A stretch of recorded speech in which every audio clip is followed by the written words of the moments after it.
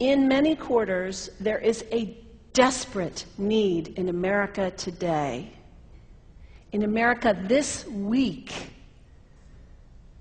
for a healthy dose of religious humility. There are too many people getting too much face time on television who claim exalted status for Christianity and who are demeaning other faith traditions, particularly that of Islam. And my friends, this has got to stop. The trigger for this latest wave of intolerance is media coverage, many of you have seen it, about a plan to build a Muslim community center 2 blocks from Ground Zero. The center will have a mosque, an auditorium, and a pool. It is modeled after YMCAs and Jewish community centers all across the country. For all I know, it's got locker rooms and childcare. Now, to be very clear here, reasonable, faithful, caring people can disagree about how they feel about this facility being built so close to Ground Zero.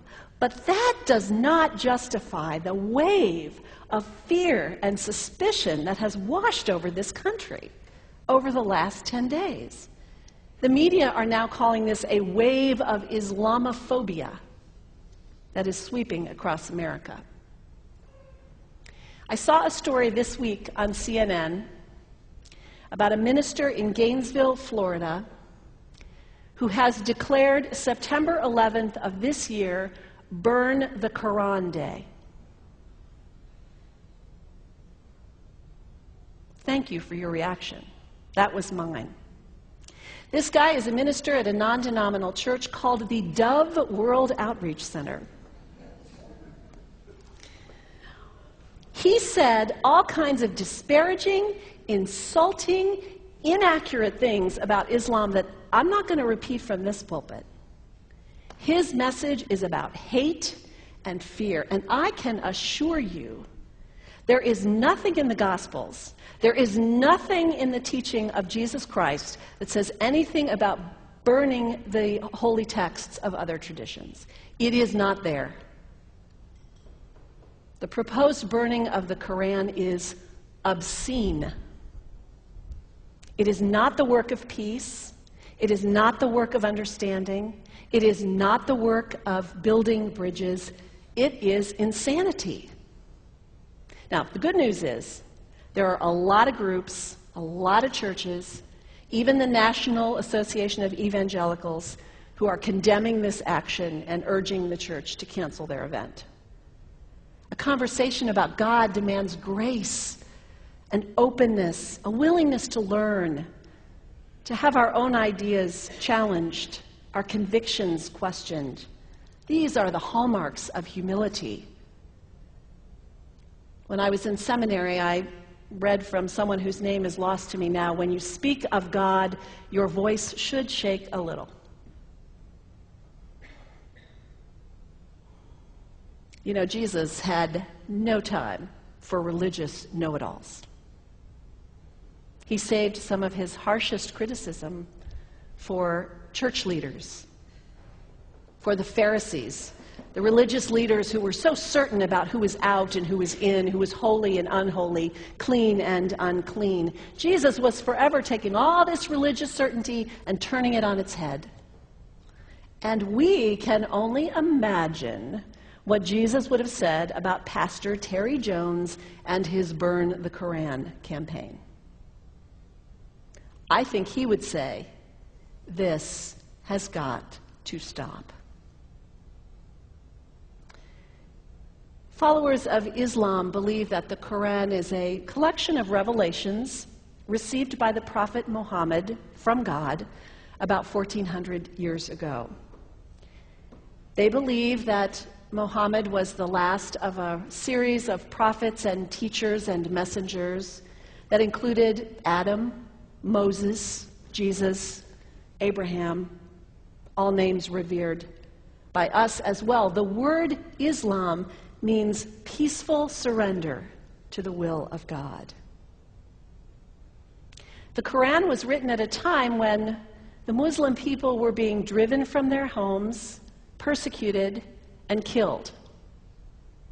The Old Testament was written at a time when Jewish people were being driven from their homes, persecuted, and killed.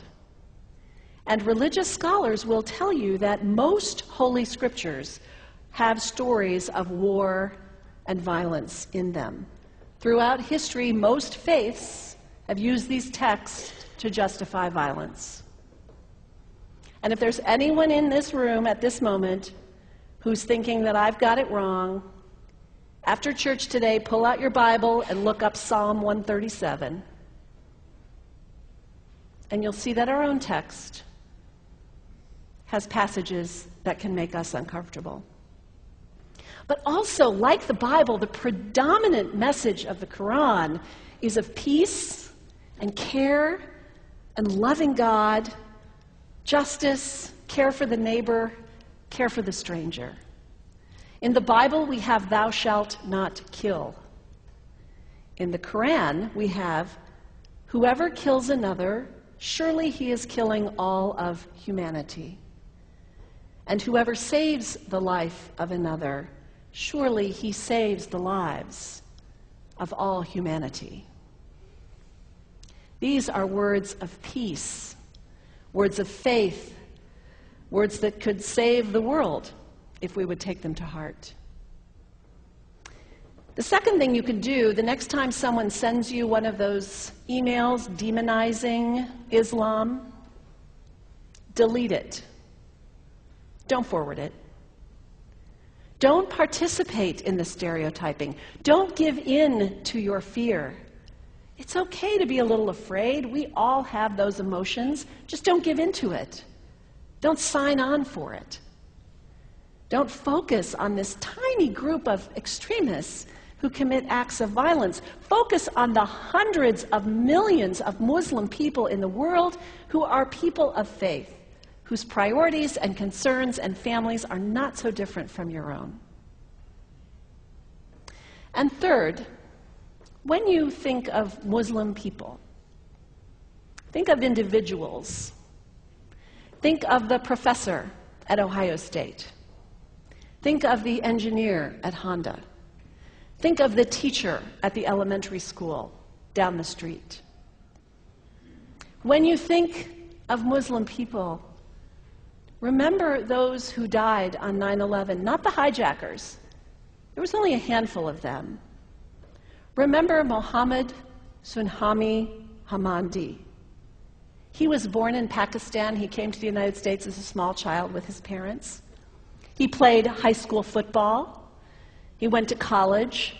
He became a part-time ambulance driver. He died, this Muslim young man, on 9/11, trying to rescue people and save lives.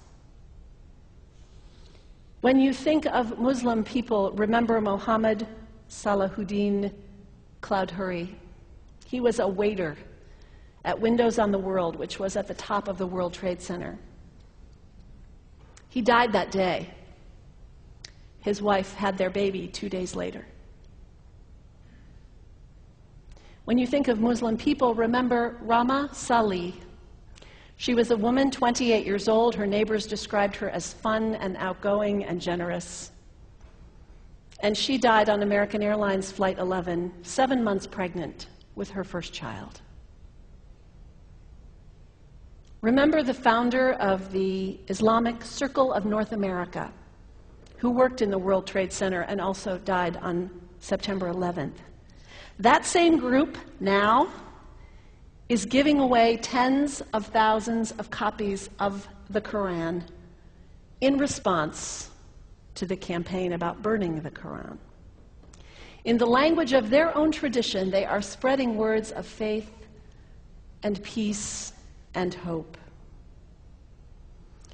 One of the ladies at the 8:30 service this morning said to me after, maybe we should declare September 11th, buy a Quran and read some of it.